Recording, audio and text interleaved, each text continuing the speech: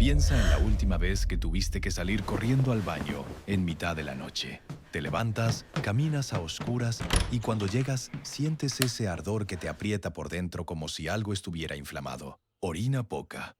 O nada. El cuerpo sigue avisando. Vuelves a la cama y a los 20 minutos, otra vez. Eso tiene nombre. Cistitis. Y si tienes más de 60 años y esto te ha pasado más de una vez, quiero que sepas que hay una razón muy concreta de por qué ocurre con más frecuencia a partir de cierta edad y por qué el cuerpo tarda más en recuperarse. Hoy te lo voy a explicar y te voy a hablar de 5 plantas que llevan siglos usándose para aliviar exactamente lo que tú sientes: el ardor, la presión, la sensación de que la vejiga no descansa. 5 plantas que puedes encontrar en cualquier herbolario, algunas incluso en tu cocina, y que puedes empezar a tomar hoy. La planta más potente de esta lista, la que tiene el uso más documentado y más directo sobre las vías urinarias, es la última, y merece que llegues a ella con todo lo que vas a aprender antes. Así que respira, ponte cómoda, y vamos a empezar. Hace más de 2000 años, los médicos griegos ya distinguían entre distintos tipos de dolor al orinar. Hipócrates escribió sobre ello, no como algo raro o grave, sino como algo que veían con frecuencia, sobre todo en mujeres mayores, y tenían plantas para tratarlo, plantas que crecían en los campos de alrededor, que cualquiera podía recoger, que se preparaban en casa con agua caliente o se maceraban durante días. Lo que me parece llamativo de aquello no es que usaran plantas, es que llevaban un registro, escribían qué funcionaba, en qué momento del día se tomaba, cuántos días había que mantenerlo. Una precisión que no esperarías de hace 25 siglos. Siglos después, en Constantinopla, los médicos del Imperio Bizantino heredaron ese conocimiento y lo ampliaron. Tenían acceso a rutas comerciales que llegaban hasta Persia, hasta el Mediterráneo oriental, hasta el norte de África, y con ese acceso llegaban plantas nuevas, métodos nuevos, combinaciones que los griegos no habían probado. Los hospitales bizantinos, que fueron los primeros hospitales organizados de la historia occidental, tenían secciones específicas para enfermedades del riñón y la vejiga, con tratamientos documentados, con plantas que se administraban de forma sistemática a los pacientes. Todo ese conocimiento viajó después hacia Europa. Se copió, se tradujo, se adaptó. Y parte de lo que voy a contarte hoy viene de ahí, de esa cadena que empezó en Grecia y llegó hasta los herbolarios que todavía existen en tu ciudad. Dejemos la historia donde está, porque lo que importa ahora mismo está en tu cocina, en tu herbolario, en el cajón donde guardas las infusiones, más cerca de lo que crees. ¿Cuántas veces has pasado por delante de una de estas plantas sin saber lo que podía hacer por ti? Eso está a punto de cambiar. Vamos con las 5 plantas, las presento de menor a mayor efecto sobre la vejiga y las vías urinarias. Cada una tiene su papel, cada una suma, y juntas forman algo que si lo aplicas con constancia, tu cuerpo va a notar en menos tiempo del que imaginas. Empezamos por la más suave, la que muchas de vosotras tenéis en casa sin saber que lleva años esperando que la uséis de esta manera. Planta número 5, el tomillo, sí, el mismo que tienes en la cocina. El que usas para el pollo, para las legumbres, para dar aroma a un guiso de invierno. Ese mismo. El tomillo tiene compuestos naturales. El más conocido se llama timol, que el cuerpo procesa y elimina casi en su totalidad, a través de la orina. Durante ese recorrido, esos compuestos pasan por la vejiga y por las vías urinarias con un efecto antiséptico suave, como cuando frotas una herida pequeña con agua limpia antes de curarla. No es el tratamiento principal, pero prepara el terreno para que todo lo que viene después encuentre menos resistencia. Por eso el tomillo abre esta lista. Su trabajo es suavizar, limpiar la superficie, crear las condiciones para lo que viene después. El tomillo es una de las plantas más agradecidas que existen si tienes un balcón o una ventana con sol. Necesita muy poca agua, aguanta el calor. Y si lo pones en una maceta de barro con tierra arenosa, vas a tener tomillo fresco durante meses sin hacer casi nada. Riégalo solo cuando la tierra esté completamente seca al tacto. Una vez a la semana en verano, cada 10 o 12 días en invierno. Córtale las puntas de vez en cuando para que crezca más denso y no se quede en un palito largo sin hojas. Si no tienes espacio, en cualquier herbolario lo encuentras seco y envasado. Busca tomillo en hoja suelta, no en polvo. El polvo pierde los aceites esenciales mucho más rápido, y lo que te queda en la taza tiene poco efecto. Una cucharada sopera de tomillo seco en una taza de agua recién hervida. El agua tiene que estar a unos 90 grados, no a 100. Si hierve a borbotones y echas el tomillo encima, parte de los compuestos que nos interesan se evaporan con el vapor antes de que puedas beberlos. Deja reposar tapado durante 10 minutos. Tapado, esto es importante porque el vapor que se queda dentro arrastra los aceites de vuelta a la infusión. Cuela, deja templar un par de minutos y bébelo despacio. Una taza al día, preferiblemente por la mañana en ayunas o media hora antes del desayuno. Mantén esto entre 5 y 7 días seguidos. Luego descansa 2 o 3 días antes de continuar. Si tomas anticoagulantes, consulta con tu médico antes de incorporar el tomillo de forma habitual, porque en dosis altas puede potenciar su efecto. El tomillo prepara el camino. Hay una planta que da un paso más, que trabaja directamente sobre el volumen de líquido que pasa por la vejiga, y que lleva siglos usándose en huertos y cocinas, como si fuera solo un ingrediente más. La conoces, probablemente la has comido esta semana.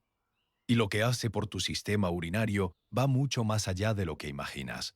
Planta número 4. El apio. ¿Sabes esa sensación de que bebes agua todo el día y aún así el cuerpo parece que no termina de limpiar por dentro? Eso tiene que ver con cómo los riñones están filtrando en ese momento. El apio tiene compuestos, sobre todo los fatálidas y los flavonoides, que estimulan los riñones para que aumenten la producción de orina de forma natural. Más orina significa más arrastre por las vías urinarias. Las bacterias que intentan pegarse a las paredes de la vejiga tienen menos tiempo para quedarse cuando hay más flujo pasando constantemente. Piénsalo como un río que lleva semanas sin llover y de repente llega el agua. Todo lo que estaba depositado en el fondo se mueve. Eso es lo que hace el apio y lo hace sin irritar, sin que el cuerpo lo sienta como algo ajeno. Deja un comentario y dime, ¿comes apio habitualmente? ¿O es de esas verduras que compras con buenas intenciones y luego se queda olvidada en la nevera? Me hace mucha gracia saber cuántas coincidimos en eso. Si quieres cultivarlo en casa necesitas espacio y humedad, le gusta la sombra parcial y un suelo que retenga el agua sin encharcarse. Si vives en un piso, cómpralo fresco en cualquier mercado. Y aquí viene algo que poca gente sabe. No tires las hojas. Las hojas del apio concentran muchos más compuestos activos que el tallo. La mayoría de la gente las tira sin saber que está tirando la parte que más nos interesa. Coge un puñado generoso de hojas frescas, unas 10 o 12 medianas, y ponlas en un caso con 2 vasos de agua fría. Lleva a ebullición y deja hervir a fuego suave durante 15 minutos exactos. Cuela, deja templar hasta que puedas sostener la taza sin quemarte. Y bébelo despacio. Una taza por la mañana, media hora antes del desayuno. Si tu cuerpo lo tolera bien los primeros 2 días, puedes añadir una segunda taza a media tarde, nunca después de las 6, porque el efecto diurético te va a despertar por la noche. Mantén esta rutina entre 5 y 7 días seguidos. Si notas desde el primer día que vas al baño con mucha más frecuencia de lo habitual, quédate en una sola taza diaria. Tu cuerpo está respondiendo y no necesita más. Si tomas medicación para la tensión arterial, habla con tu médico antes de incorporar el apio de forma habitual, porque su efecto diurético puede interferir con algunos antihipertensivos. El apio mueve el agua. La planta que viene ahora va un paso más allá. Además de aumentar el flujo urinario, aporta minerales que el cuerpo pierde cada vez que orina con la frecuencia que provoca una cistitis. La mayoría de la gente la arranca del jardín pensando que estorba. Llevan siglos equivocándose. Planta número 3. La cola de caballo. Hay algo que pasa durante una cistitis que poca gente menciona. Cada vez que el cuerpo orina con esa frecuencia tan alta, no solo sale agua, salen minerales, silicio, potasio, calcio. Y cuando eso ocurre día tras día, el cuerpo empieza a notar ese déficit de formas que no siempre relacionamos con la vejiga. Cansancio, sensación de debilidad, uñas que se rompen, pelo que cae más de lo normal. La cola de caballo es la única planta de esta lista que trabaja en los 2 frentes al mismo tiempo. Aumenta el volumen de orina, ayudando a limpiar las vías urinarias, y aporta silicio orgánico en una concentración que pocas plantas tienen, ayudando al cuerpo a reponer lo que pierde con cada visita al baño. Imagínate que llevas el cuerpo como un depósito de agua, con una pequeña fuga, La cola de caballo no solo ayuda a vaciar lo que sobra, va rellenando al mismo tiempo por otro lado. Esa combinación es lo que la hace distinta a todo lo que hemos visto hasta ahora. La cola de caballo no es una planta para cultivar en casa. Crece en terrenos húmedos, cerca de ríos y zonas con mucha agua, y necesita condiciones que un balcón o una maceta no pueden darle. La opción más práctica es comprarla seca en un herbolario de confianza. Pide el tallo seco entero, no en cápsulas ni en polvo. El tallo conserva mucho mejor los compuestos activos, y el precio es muy razonable. Un par de euros por una bolsa que te dura semanas. Para prepararla necesitas decocción. Pon una cucharada sopera de tallo seco en un caso con 2 vasos de agua fría. Lleva a ebullición y deja hervir a fuego medio durante 20 minutos. 20 minutos exactos. Con menos tiempo, los compuestos de silicio no se liberan del tallo de forma completa y te quedas con la mitad del efecto. Cuela, deja templar hasta que esté a una temperatura agradable y toma una taza. 2 al día, una por la mañana antes de desayunar y otra a media mañana. Nunca por la tarde, porque el efecto diurético te va a interrumpir el sueño. Mantén esta preparación durante 10 días seguidos. Luego descansa una semana completa antes de retomar. Ese descanso no es opcional. La cola de caballo en uso prolongado sin pausa puede sobrecargar los riñones en personas con la función renal comprometida. Si tienes algún problema renal diagnosticado, consulta con tu médico antes de empezar. La cola de caballo limpia y repone. Lo que viene ahora viene de los márgenes, de los caminos que nadie cuida, de los terrenos que la gente pisa sin mirar. Lleva más tiempo del que imaginas haciendo un trabajo silencioso que la ciencia ha tardado en reconocer. Planta número 2. La bardana. ¿Has oído hablar alguna vez de ella?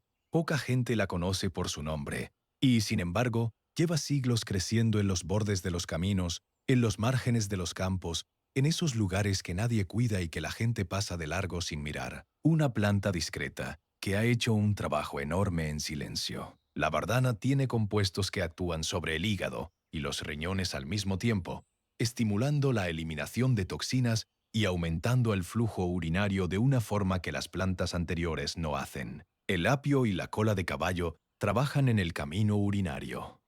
La bardana trabaja más arriba, en la fuente, ayudando al cuerpo a filtrar mejor desde el origen. Lo que llega a la vejiga ya viene más limpio. ¿Te has preguntado alguna vez por qué hay días en que la orina huele diferente? ¿Tiene otro color? Parece que el cuerpo está trabajando con más dificultad. Eso muchas veces habla de cómo está funcionando el filtrado desde arriba. La bardana ayuda ahí. La bardana no es fácil de cultivar en casa, porque su raíz crece hacia abajo más de medio metro y necesita suelo profundo y suelto.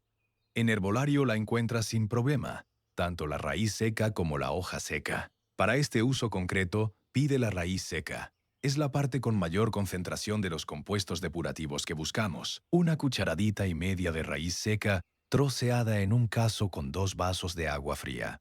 Lleva a ebullición y deja hervir a fuego suave durante 15 minutos. Cuela con un colador fino, porque la raíz suelta fibras pequeñas. Deja templar y bebe una taza.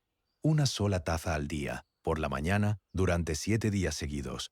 La bardana es potente depurando y no necesitas más cantidad para notar el efecto. Si pasados los 7 días quieres continuar, descansa 3 días antes de retomar. Si eres alérgica a plantas de la familia de las margaritas o los crisantemos, la bardana puede provocarte reacción, ya que pertenece a la misma familia botánica. Y si tomas diuréticos recetados, consulta con tu médico antes de añadirla a tu rutina.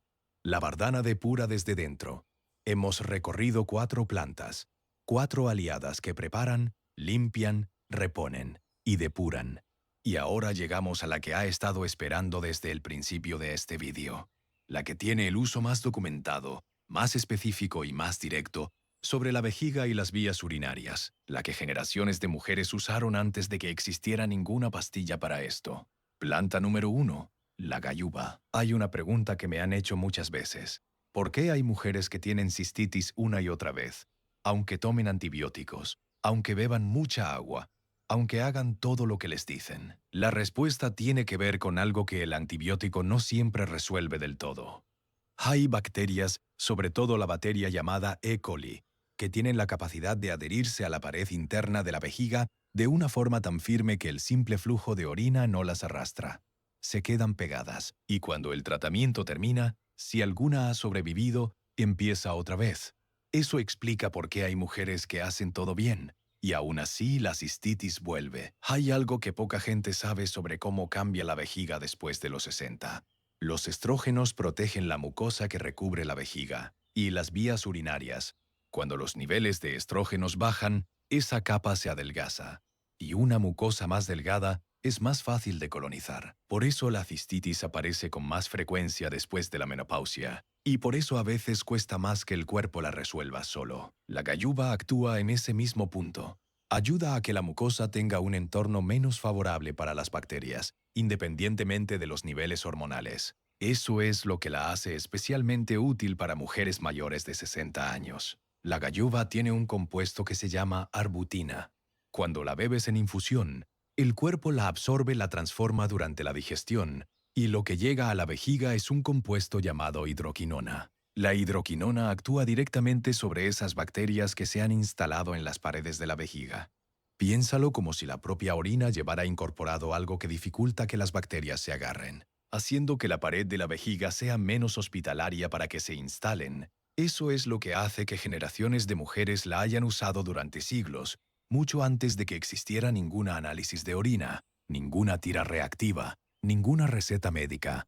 La reconocían por el efecto, y el efecto era real. ¿Tú habías oído hablar de la gayuba antes de este vídeo? Dímelo en los comentarios, me ayuda a saber qué plantas os llegan y cuáles son completamente nuevas para vosotras. La gayuba crece en zonas montañosas, en suelos ácidos con mucho sol y poca humedad. No es una planta para balcón urbano. Si vives en una zona de montaña y tienes jardín, puedes intentarlo. Necesita tierra con pH ácido, mucho drenaje y exposición directa al sol durante varias horas al día. La opción más práctica para la mayoría es comprarla seca en un herbolario. Pide las hojas secas de gayuba, uva ursi o gayuba officinalis, que son los nombres con los que la encontrarás. Asegúrate de que sea hoja suelta, no en cápsulas. Para que la arbutina funcione bien, necesita un entorno alcalino en la orina, y eso se consigue mejor con la infusión completa que con un extracto concentrado. Aquí viene algo que cambia el resultado completamente. La gayuba no se hierve. Nunca. Se prepara en frío o en agua templada. Nunca por encima de 60 grados. Si hierves las hojas a 100 grados, destruyes la arbutina, que es exactamente el compuesto que buscamos. La forma correcta es esta. Pon una cucharada sopera de hojas secas de gayuba en una taza de agua fría la noche anterior. Déjalas en remojo durante toda la noche, entre 8 y 10 horas. Por la mañana cuela el agua. Caliéntala hasta que esté templada, a unos 40 o 50 grados, lo que sería una temperatura agradable para meter el dedo sin quemarte, y bébela despacio. Una taza al día, siempre por la mañana. No tomes más de una taza diaria porque la hidroquinona en dosis altas puede irritar los riñones. Mantén este uso durante 7 días seguidos como máximo. 7 días no más. Después descansa al menos 2 semanas antes de retomar. La gayuba no es una planta para tomar de forma continua e indefinida. Es una planta para los momentos en que la vejiga necesita apoyo específico.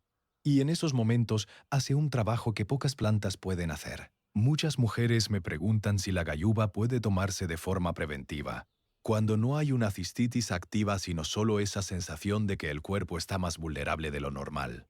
Para uso preventivo, basta con una infusión en frío 2 o 3 veces por semana, sin llegar a los 7 días seguidos del tratamiento activo.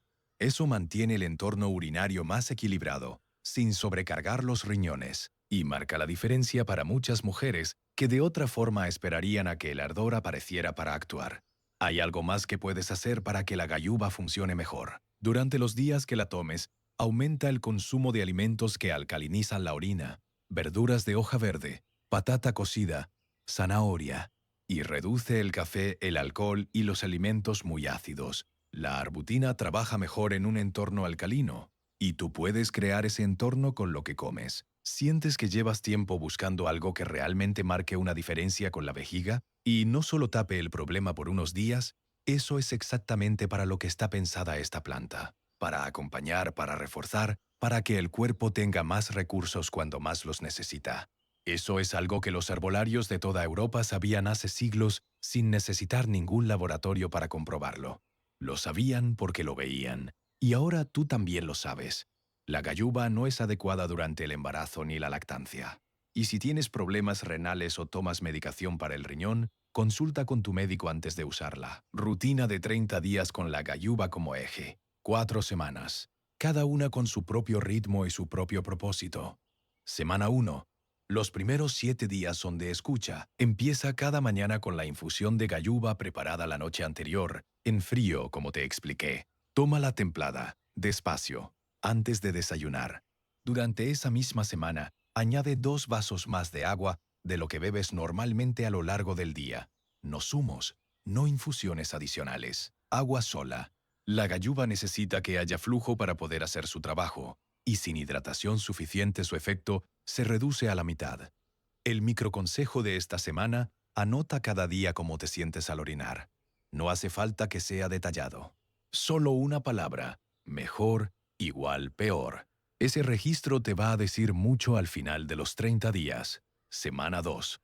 La gayuba descansa. Después de 7 días de uso, el cuerpo necesita 2 semanas de pausa antes de retomar la gayuba. Eso no significa que pares todo. Esta semana incorporas la cola de caballo, 2 tazas al día, mañana y media mañana, preparada en decocción durante 20 minutos como te expliqué. La cola de caballo va a mantener el flujo urinario activo y va a reponer los minerales que el cuerpo ha estado perdiendo. El microconsejo de esta semana: reduce el café a una sola taza diaria y aleja el alcohol por completo, si puedes.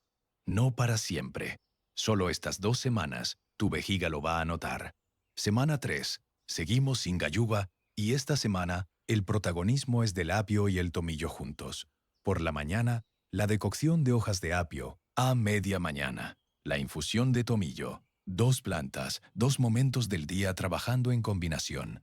El apio mantiene el arrastre urinario, el tomillo aporta ese efecto antiséptico suave que prepara las vías para la siguiente ronda. El microconsejo de esta semana: come cada día algo verde en la comida principal.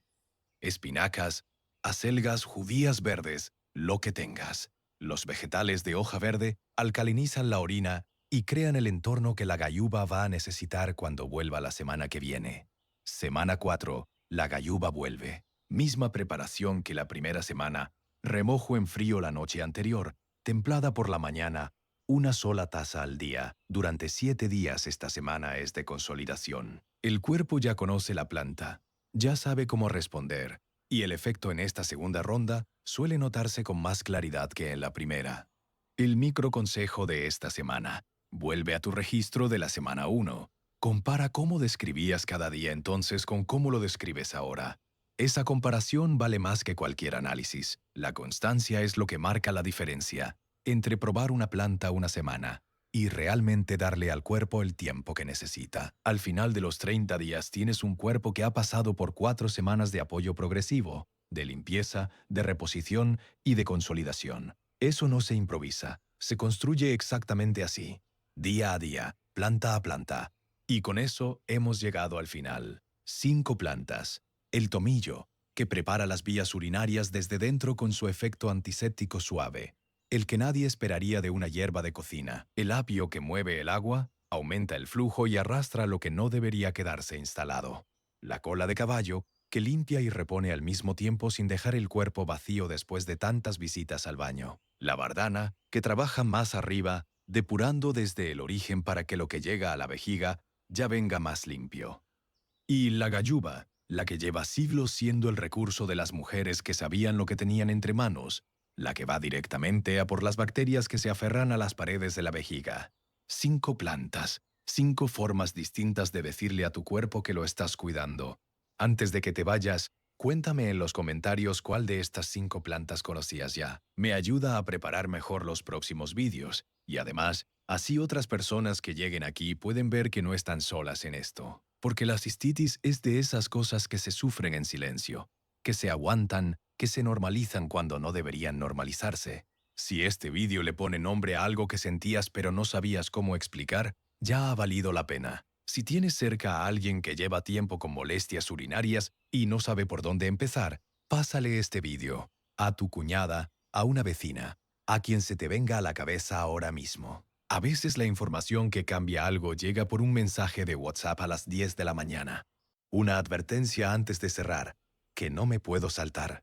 Todo lo que has escuchado hoy es información sobre plantas de uso tradicional. No reemplaza el consejo de tu médico. No sustituye un diagnóstico. Y si tienes una infección urinaria activa con fiebre o con dolor intenso, ve al médico antes de probar cualquier planta. Las plantas apoyan. El médico diagnostica. Los dos tienen su lugar. Si quieres seguir aprendiendo sobre lo que las plantas pueden hacer por tu salud, después de los 60, hay mucho más esperándote aquí. Cada vídeo es una conversación sobre algo que importa de verdad. Te veo en el siguiente.